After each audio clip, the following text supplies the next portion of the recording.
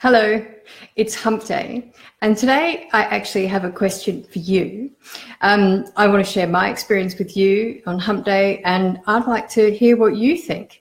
And my question is, do you think that horses get post-traumatic stress disorder? Now, I have a theory that they do, but it is only a theory. It's not something that's been tested. It's something I'd be really interested in researching. But what I find is that horses that have had some stressful thing happen to them, and I'll give some examples in a minute, that can affect them for the rest of their sort of riding career. And I don't know what the best way is to get over that. And I get a lot of people writing to me saying, X, Y, and Z has happened. This is how the horse is behaving. What do I do? And I find it quite difficult to answer because it is, of course, it's a very individual thing. But let me just give you a few examples. I've had sort of causes of what I think causes this behavior. I've seen horses, particularly young horses. It can happen very young, so even before they started under saddle. So, for example, a horse that's tied up before it's actually been taught to tie. It's just been tied up and then perhaps is broken away. Excuse me. I know one in particular that broke away, and with it tied to its lead rope because it was in a nylon rope halter, and they don't break. They're really dangerous. They don't break. So this horse was tied to a post with this rope halter, and when it pulled away, it took away a big post with it, and so it then ran off being chased by this post, and it ran through fences and all of that sort of thing. When horses feel chased, that's what they do. They panic.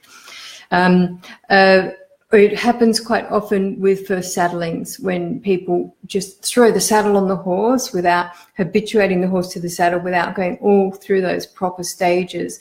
Throw the saddle on the horse and let it buck it out, let it work it out for itself. And some horses just don't do that. Some horses get really scared and end up injuring themselves mentally, physically, usually mentally, definitely, and also quite often physically. Even if you have what you consider a nice, safe, round pen that you're doing this in, the horse can easily, when it bucks and kicks up, it can easily get its leg through that, or it can just hit its leg on the round pen. And even if it doesn't do that, it's still quite likely to injure its back muscles doing all that bucking. It's not something horses do generally, just for fun. They don't buck just for fun. They're not bucking for fun. They're bucking because they have a real problem. If you're a member of my online training, if you look at the first saddling, it's the first saddling module. There's a horse on there, a young, I think he's a 3-year-old black stock horse stallion. And I bought that horse knowing, because the owner gave me full disclosure on this horse, full disclosure. She said, he bucks. I said, okay, that's fine. She said, no, he really bucks. She said, he can buck off a girthed up saddle. And I said, oh, wow, that's pretty special. No. So I sort of thought, oh, not to worry, I'll just, restart him. That'll be fine. And I got him home, and the video on there is the first time I put the saddle on him. And he was all right for 2 seconds, and then he went off, completely off. And that was when I realized that you can't do a first saddling, no matter how well you do it. You can't do it with the horse loose. You've got to do it with the horse. You've got to do it after you've done the bridle work. You've got to do it with the horse connected to something so that you can stop that from happening. Anyway, 10 minutes later, I was riding that horse, and he was absolutely perfect. And the next day I was riding him in the arena, and I thought, oh, this is brilliant, and then suddenly I got off and I got back on. I thought, oh, look, I'll just do a bit of canter work and then I'll put him up. I got back on and he went ballistic, and I was on the ground in no time at all. I can't ride a buck. I have no interest in learning how. I can't ride a buck to save my life. So anyway, the thing is that horse, he still had pain, and I was told by the physio that saw him later, I said he's got some really bad torn muscles down his top line. under the saddle. She said they were old, and so they were probably the result of the first time he was backed, where he did just go completely ballistic and he injured himself badly. So either he's still got that, like it's still painful, and you warmed him up and you got on, you rode him, then when you got off, he was fine, but he cooled down again, and then when you got on, that hurt. So that's probably what it was. So I gave him 6 months off, had him checked again by the physio, and she said he's fine. He's absolutely fine. So I started riding him again. The first ride, he was fine for 20 minutes, which is all we did. And the second ride, he was fine for 15 minutes. And then he started sort of, I don't know, he didn't do anything, but I wasn't sure that he wasn't going to. The next ride, he was fine for 10 minutes, and then he sort of felt a bit funny. Anyway, eventually I thought, well, for me, I'm not sure that it's worth that risk. Now, I don't know whether the horse was going to do anything or not, but I've got to think about myself. And rule number one is I can't get hurt. And I certainly didn't want to get hurt, and I didn't want the horse to get hurt either. So I made a decision. I gave the horse to somebody. Full disclosure, the kids are riding it. It's like the horse is fine. But I do think that horse was suffering from some sort of post-traumatic stress disorder because of the initial introduction of the saddle. And I think he had that really incredible flight instinct response. Just get me out of here. And so that's another case when they don't saddle them properly to start with.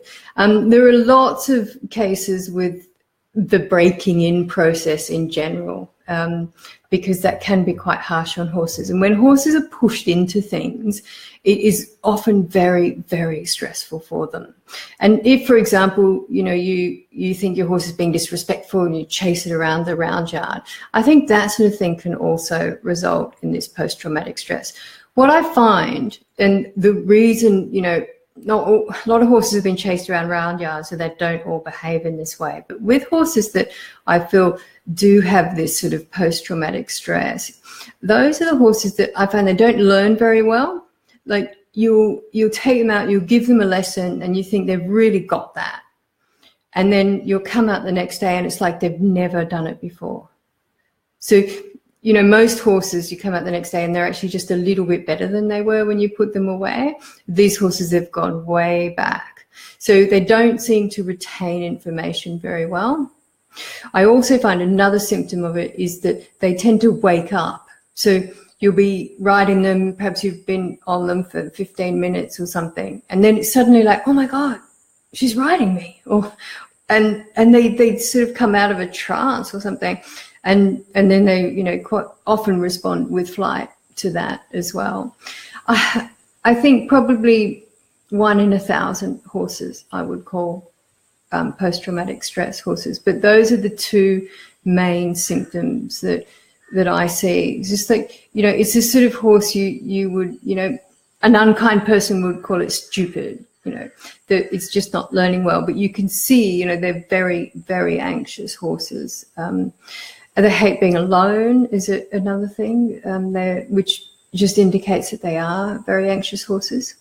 Anyway, I would be really interested to hear what you have to say about that and to hear about your experiences. As I say, I find about 1 in 100, but it's a hard call with a horse like that, because the black stallion I talked about, maybe that wasn't something that he was suffering from, because he went on to have a great ridden career. I mean, really fabulous. But I've come across a few that are definitely, not horses you would really want to go on to ride, partly because if they, with the owners, I mean, I'm always dealing with the owners. So if I get a horse like this, I have to talk to them about it and say, well, this is what's gone on in the past. And you can never guarantee what a horse is going to do. And if this really is some sort of post-traumatic stress that this horse is suffering from, we can't say that we've overcome that. And so, it's a question you have to ask yourself, and am I prepared to put myself in that situation? And also, can you ever really trust the horse? That's the other thing. I had an email from somebody yesterday who said that, she's got this horse and it bolts, I think. It bolts and rears and spins. And she said, you know, do you think it'll ever be all right? And I said, well, I can never tell you that, you know. You can do all the work you can on it, and I would certainly work my way from start to finish through the system, my Kandoo Equine online system. Absolutely, do that. It's got the best chance because you're going to really break everything down, take the horse back to basics. And the horse that's bolting and rearing and spinning has some, you know, serious baggage. It's had some training. These trainers are quite good, you know. We think that they're not good trainers because they're training stuff we don't want, but they're actually really effective trainers. And this behavior stays with the horse, and that's the real problem. So you've got to think, okay, am I good enough to really untrain that and retrain what I want? And yeah, you know, if you're prepared to take the time, I'm sure you can do that. But the other thing is, when you get to that final stage and you know, it's time to ride again, will you really trust that horse? And that's a question. You don't really know that until you do it. So it's another question you have to ask yourself. But if you don't actually trust the horse, you're much less likely to trust the horse if you haven't trained it. At least if you've trained it yourself, you know what the horse can do. You know, you've got a good relationship with that horse now. You've got a good bond, and you understand what its possible answers are. So when you work through all of the training, from the give to the bid to the long lining and everything, you know what that horse's responses are, because the horse develops a sort of shopping list of responses. So we're using negative reinforcement all the time. We put some pressure on the horse. It might be a verbal cue, it might be leg pressure, it might be rein pressure. We put some pressure on the horse, and we get the horse to respond in some way, so move something in one direction, and then we release that pressure. So let's say you're long lining this horse that you're retraining, and the horse, you know, bucks like a bronco every time you ask it to canter. Well, if you ride it when it's still doing that, you're unlikely to trust it.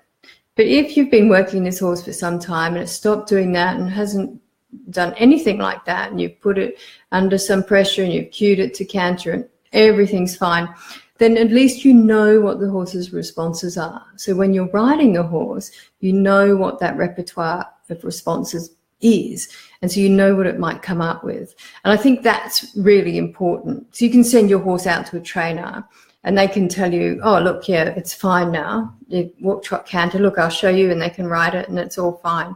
But when the horse comes back to you, then it's a whole different deal. It's another board game altogether. You know, you need to put that on your horse. You need to know what your horse's possible responses might be to your cues, not to your trainer's cues, to your cues, and that will be quite a different thing. But anyway, do leave me a comment in the comments, obviously, and tell me about a horse you know of that might be suffering from post-traumatic stress, and tell me what you think the symptoms are and what you've done about it and how that's gone for you. I'd be really interested to hear. All right, thanks. Bye. I'll see you tomorrow.